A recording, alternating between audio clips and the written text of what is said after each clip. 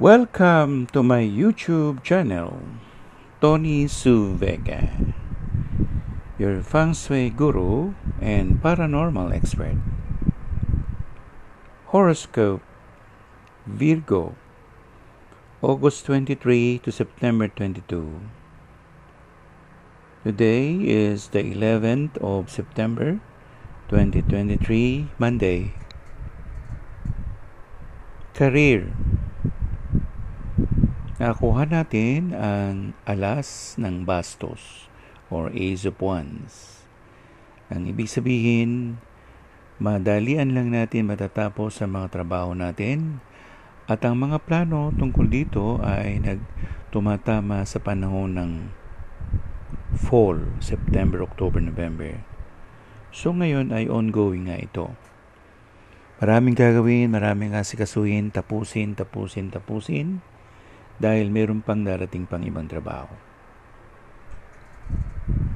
Love aspect. Nakuha natin ang baligtad na Nine of Swords. Ang Nine of Swords pag normal ay nagtutukoy sa sakit. So ang tawag namin dito ay illness card.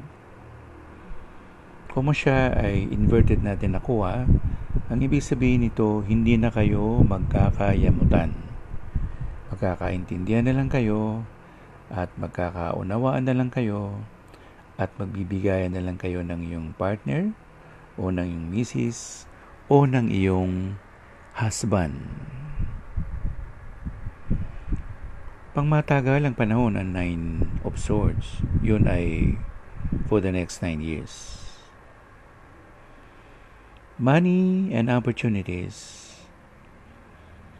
Nakuha natin ang baligtad na Chariot.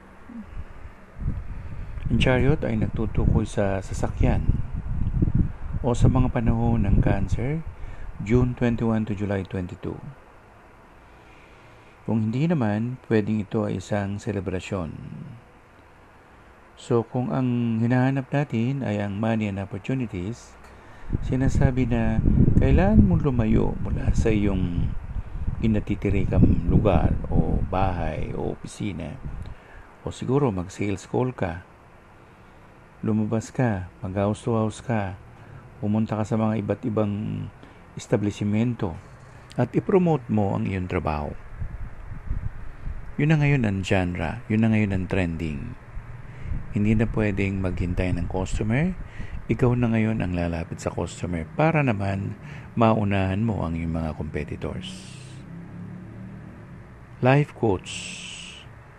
Sa life coach natin, nakuha natin ang baligtad na hermit. Sa pagkakaalam natin, pag baligtad na hermit, maraming tao. So, yung life coach natin na sinabi natin dati na no man is an island, ang life coach natin for today ay kailangan natin ng isa't isa.